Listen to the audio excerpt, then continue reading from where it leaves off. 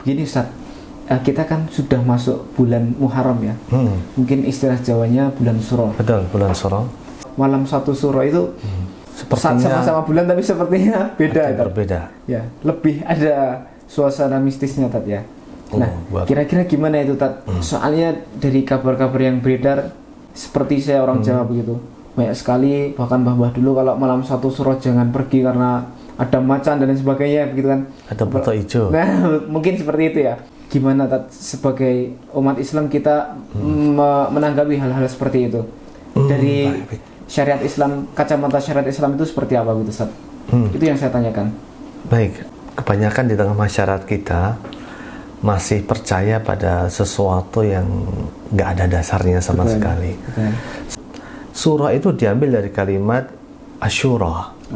Karena di dalam bulan Muharram itu ada satu hari yang sangat mulia, yaitu hari Asyura, tanggal 10 Muharram, di mana pada tanggal 10 Muharram itu kita disunahkan untuk berpuasa.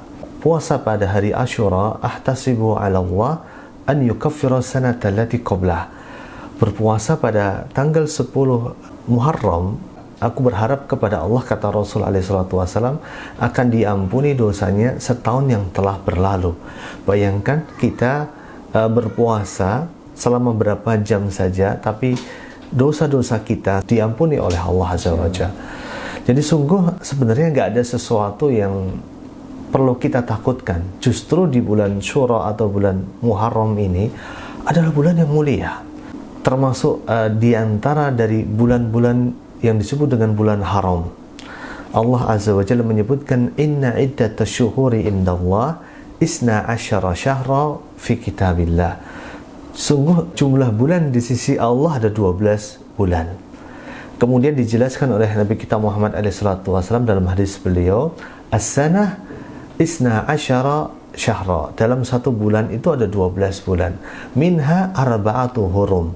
Di antaranya ada 4 bulan haram, yaitu Dzulqa'dah, Dzulhijjah, Muharram, yaitu salah satu mutawalliyat. 3 bulan ini datang secara beruntun. Kemudian wa Rajabu al-Mudhar, dan Rajab kaumnya Mudhar. Jadi 4 bulan ini adalah bulan yang sangat agung di sisi Allah Azza wa Jalla. Sampai-sampai kemudian Rasulullah menyebutkan dalam riwayat Muslim, afdhalus siyam ba'da Ramadan. Puasa yang paling baik setelah Ramadan, artinya paling baik itu puasa adalah Ramadan.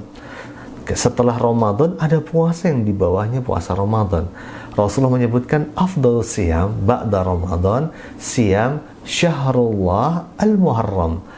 Puasa pada bulannya Allah, yaitu bulan Muharram. Lihat di sini, Muharram disebut dengan bulannya Allah. Ada penekanan di situ. Ada penekanan. Kita lihat, ada rumah dikatakan dengan Baitullah, rumahnya Allah. Suatu makhluk yang digandengkan dengan Sang Khalik menunjukkan bahwa makhluk itu memiliki suatu keistimewaan. Ka'bah disebut dengan Baitullah, artinya ini punya keistimewaan ini. Rasulullah, Rasul itu kan utusan. Tapi ketika Rasulullah dikaitkan dengan Allah, berarti ini bukan utusan sembarangan, punya keistimewaan. Ketika satu bulan juga sama, bulan adalah makhluknya Allah, bagian dari waktu yang berputar. Ketika disebut syahrullah, bulannya Allah, maka bulan ini punya keistimewaan. Kalau kita bicara istimewa, itu sesuatu yang baik-baik, sesuatu yang luar biasa, bukan sebaliknya. Dan kita banyak di antara kita yang masih memaknai bulan Muharram atau bulan Syura ini dengan sesuatu yang negatif. Seolah-olah nggak boleh ini, nggak boleh itu, nggak boleh hajatan, nggak boleh sunatan, nggak boleh bepergian, dan lain sebagainya. Justru ini waktu yang baik. Waktu yang baik untuk beramal soleh, waktu yang baik untuk berhijrah, waktu yang baik untuk meninggalkan maksiat. Sebagaimana orang kalau bermaksiat di bulan Muharram itu, dosanya itu dilipat gandakan. Sebagaimana kebaikan dilipat gandakan, dosanya juga dilipat gandakan. Jadi kalau bulan ini punya rencana nikah lagi misalnya Mas ya, Subhanallah. Subhanallah ya, atau rencana mau pergi kemana, ya udah Bismillah tawakal ala Allah. dan tidak boleh kita mengaitkan kesialan itu dengan sesuatu apapun juga. Masuk tatayur itu? Masuk tatayur. Nggak boleh kita pergi di bulan Muharram, nggak boleh kita hajat di bulan Muharram, itu masuk tatayur. Dan itu tidak bolehkan dalam Islam dan bisa mengantarkan kita ke dalam gerbang kesyirikan. Jadi kalau kita punya rencana, punya hajat, punya azam, punya tekad, bismillah, tawakal Allah, tawakal kepada Allah. Jadi rencana itu jalanin aja. Bismillah, minta tolong sama Allah. Justru ini waktu yang tepat. Waktu yang tepat, sebagaimana Umar bin Khattab dulu beristihad. Dulu umat Islam nggak punya penanggalan. Maka Umar bin Khattab punya opsi waktu itu untuk memulai penanggalan ini dari mana. Maka Umar bin Khattab menjadikan peristiwa hijrahnya Rasulullah SAW itu sebagai awal penanggalan Islam. Artinya apa? Di bulan inilah dulu 14 abad yang lalu Rasulullah SAW berhijrah dari Mekah ke Madinah. Maka ini waktu yang tepat beramal soleh. Kalau kita punya rencana baik, langsung laksanakan aja. Semoga Allah mudahkan. Nggak usah mempedulikan kepercayaan yang ada. Segala urusan kita ada di tangan Allah. Semoga Allah mudahkan, semoga Allah lancarkan, semoga Allah jadikan itu penuh dengan keberkahan.